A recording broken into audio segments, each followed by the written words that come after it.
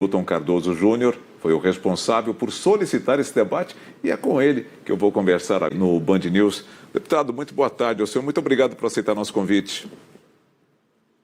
Muito boa tarde, Nelson. Uma alegria poder falar com você, especialmente a todos que acompanham sempre a Band News TV. Deputado, vamos lá então, porque a gente até brinca aqui muitas vezes, né? Eu já tenho 40 anos de jornalismo e desde então se fala em reformas, reformas tributárias, reformas administrativas, e ela sempre teve algum tipo de entrave, principalmente a tributária. O momento é propício? O senhor acredita que esse tipo de reforma consiga passar nesta oportunidade?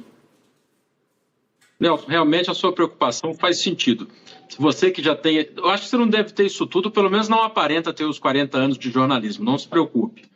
Mas fala-se em reforma tributária no Brasil pelos alfarrábios que pudemos levantar aqui no Congresso, desde que o Brasil se tornou uma república. Tem 200 anos, então, portanto, que se trata de reforma tributária no nosso país. Agora, de verdade, parece que nós reunimos pela primeira vez todas as condições para que o Brasil possa avançar. É claro que estamos falando de uma reforma tributária dos tributos sobre o consumo, ou seja, uma reforma tributária que é uma simplificação tributária em primeiro lugar, tirando obrigações acessórias, burocracia excessiva, que hoje causam grandes atrasos na produtividade, né, do contribuinte brasileiro. Hoje haverá, então, essa audiência com a ministra do Orçamento, Simone Tebet, para, obviamente, entender um pouco mais do que o Executivo acho que tem a apresentar. Eu acho que essa é a grande realidade. Mas, de certa forma, deputado, o arcabouço fiscal também deve estar sendo aguardado. De alguma forma, ele pode incentivar ou, inclusive, atrapalhar o andamento da reforma tributária? Olha, eu vejo que o arcabouço é uma agenda paralela à agenda da reforma tributária. Ele vem como uma necessidade de aprimoramento constante da questão do limite de gastos que o governo precisa ter. Se não fosse a reforma tributária, talvez nós precisássemos discutir um arcabouço muito mais agressivo no país, porque a reforma tributária tem hoje, do jeito que nós estamos trabalhando no GT, do jeito que nós estamos discutindo os temas aqui, os setores que estão sendo envolvidos e que estão favoráveis à reforma, nós temos o potencial de ter um impacto econômico no Brasil equivalente ao que foi do Plano Real, lá em 1994. E, portanto, essa reforma vai promover crescimento da nossa economia, forte geração de empregos, e isso, sem dúvida, contra direto a proposta, a premissa que o próprio arcabouço fiscal apresentado agora, pelo menos as linhas gerais dele, é exatamente o que ele fala. Isso é bom saber que os dois vão correr paralelamente, né, que não haverá obstrução em nenhum momento dos trabalhos, porque a gente já conversou aqui com diversos especialistas, economistas, inclusive prefeitos e governadores, deputado, e pelo que a gente já conversou, parece que o grande entrave se dará exatamente em algum tipo de imposto.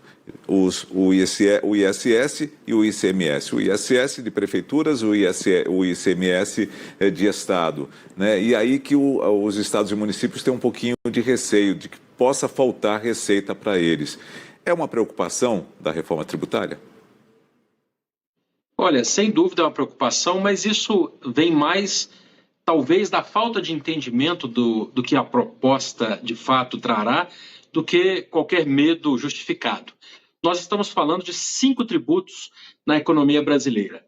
O PIS, o COFINS, o IPI, que são tributos hoje de gestão federal, o ICMS e o ISSQN. Esses 5 tributos vão ser todos unificados em apenas um. E com isso, nós teremos o chamado IVA dual, que permite que a parcela de arrecadação federal seja garantida e a parcela de arrecadação dos estados e municípios também seja preservada com distribuição automática desses recursos. Agora, para os principais estados que podemos dizer, do ponto de vista de força econômica, São Paulo, Rio de Janeiro, Minas Gerais, esses 3 estados já declararam sua posição favorável à reforma. Portanto, tira qualquer medo de que haja uma guerra fiscal dentro da reforma tributária.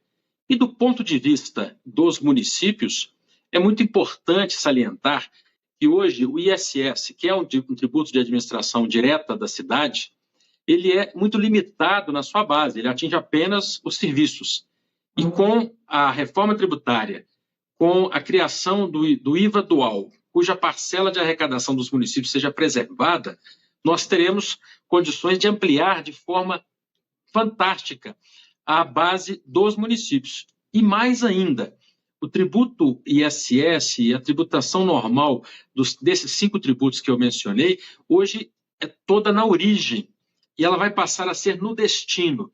Então, os municípios vão trocar uma base restrita, só sobre serviços, na origem, para uma base ampla de tudo aquilo que circula nas cidades e ainda por cima no destino. O município vai crescer muito na sua arrecadação e principalmente sem impactar a carga tributária, porque a economia vai ser mais dinâmica a partir da simplificação que a reforma traz. Discussão também que nessas entrevistas que eu fiz, que apareceu, é o fato de não só a alíquota única, ok, mas o percentual dessa alíquota. Há países que adotaram também esse mesmo formato, mas que distribuem por porcentagens diferentes. Os Estados Unidos é um exemplo disso. Estado a estado, você tem ali diferenças de tributação. Enfim, para o Brasil, isso não seria viável? Nós precisamos olhar no Brasil do ponto de vista de segmentos econômicos. Se nós criarmos alíquotas diferentes por estado, provavelmente vamos continuar do jeito que já estamos promovendo, inclusive, guerra fiscal. O que nós queremos é que uma política de Estado muito clara, que defenda segmentos necessários para o desempenho maior da nossa economia, segmentos da economia sejam tratados de forma diferente. Então, tratar os desiguais de forma desigual. E, para isso, nós estamos enxergando de forma muito específica, e eu falo hoje também em nome da Frente Parlamentar da Agricultura, no âmbito da reforma tributária, a agricultura precisa ser tratada de forma diferenciada, alimentos precisam ser tratados de forma diferenciada, mas assim como transportes, especialmente de transporte de cargas, mas educação e saúde. Com esses 5 setores, nós acreditamos que a reforma fica blindada para setores fundamentais para a nossa economia e ainda por cima promove uma mudança drástica na eficiência e no fim da burocracia na tributação sobre o consumo. Você falou, eu lembro até que o pessoal do turismo gostaria que o setor deles também tivesse uma cobrança diferenciada. Quando se faz uma cobrança diferenciada como essa para determinados segmentos da nossa sociedade ou da economia, você não cria entraves e dificuldades de entendimento? Olha, quando você deixa de ter obrigações acessórias de 5 tributos, o que gera aproximadamente 20 obrigações acessórias de cadastros, registros, no site do município, no site do governo estadual e mais os sites do governo federal, do ponto de vista de burocracia, e passa a ter apenas uma única alíquota, um único tributo a ser recolhido, essa simplificação por si só já é vantajosa. Agora, para usar o exemplo do setor de serviços, e o setor de turismo especificamente.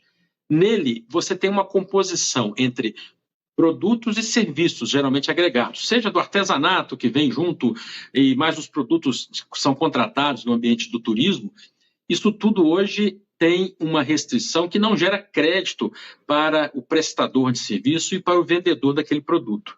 A partir da reforma, haverá uma simplificação tributária e a possibilidade de que todo e qualquer produto e ou serviço seja passível de absorção de créditos tributários e, consequentemente, o custo final para o contribuinte, para quem é tomador daquele serviço ou comprador do produto, poderá ser, inclusive, beneficiado com uma redução. Essa é a visão que nós estamos tratando no âmbito do GT. Se a gente partir para a ministra, eu queria lhe fazer mais uma questão em relação ainda a essa relação dos impostos. Eu entrevistando aqui uma vez um grande empresário brasileiro, ele disse o seguinte, que as indústrias são muito penalizadas com essa questão dos impostos, dos tributos, né?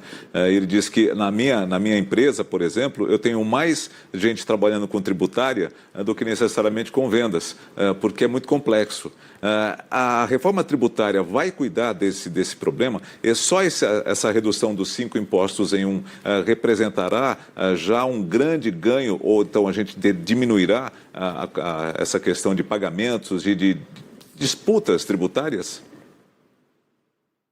Olha, Nelson, eu posso usar um exemplo de uma indústria que, através do seu sindicato, da sua federação, aqui representada no Congresso Nacional, nos procurou para discutir justamente a realidade dessa empresa. Essa indústria, ela tem no chão de fábrica 40 pessoas, desde a recepção de matéria-prima até a expedição final dos materiais, dos produtos que ela vende. Ela tem 40 pessoas no chão de fábrica. Na área fiscal, ela tem 200 pessoas. Por quê? Porque precisa de uma pessoa especializada na regra tributária, no regulamento do ICMS lá do Amazonas. Outra pessoa especializada no regulamento do ICMS lá do Rio Grande do Sul, outro para Minas, outro para cada estado da federação. E cada estado tem um regulamento do ICMS que é de mais de 500 páginas. O regulamento de Minas Gerais, por exemplo, do ICMS, saiu de 800 páginas e o governador de Minas, Romeu Zema, acaba de anunciar que ele reduziu para 500. Ou seja, ainda assim uma burocracia extremamente complexa, uma burocracia que afeta produto a produto, e com a reforma tributária nós simplesmente vamos encerrar isso e esse empresário vai voltar aí na Band News para falar que agora tem talvez metade do povo que fica no chão de fábrica equivalente na área fiscal. Tenho certeza disso. Com certeza. Deputado, uma última pergunta aqui em relação agora à ministra. O senhor fez esse convite a ela para esse debate. Qual é a intenção? Qual foi a necessidade que o senhor sentiu em convidar a ministra do Planejamento? Eu quero lembrar, quando nós aprovamos a reforma da Previdência no ano de 2019 no Congresso Nacional, foi um projeto que tinha muita resistência da sociedade brasileira até o ano de 2018. De 2019 em diante, todos na sociedade deram as mãos e passaram a enxergar a importância de se ter, a longo prazo, sustentabilidade das contas atuariais da Previdência. Mediante esse mesmo pensamento, eu convidei a ministra Simone Tebet, que é a ministra do Planejamento, ministra que tem uma visão muito positiva, muito consolidada do Congresso Nacional, para que nós possamos dar as mãos, tanto o governo quanto o Congresso, Câmara e Senado, juntamente com todas as entidades, todos os segmentos da economia envolvidos, possamos fazer uma convergência, um caminho unificado para discutir esse tema e aprovar essa reforma visando o crescimento da geração de emprego, o crescimento da nossa economia, que é a principal pauta. E por isso a presença, a fala da ministra Simone hoje vem com esse intuito, o intuito dela passar uma parte da visão do governo, mas também a própria visão dela, que eu tenho certeza que é muito favorável a esse objetivo que temos. Deputado Newton Cardoso Júnior, um bom debate aos senhores hoje. Muito abraço ao senhor, muito obrigado.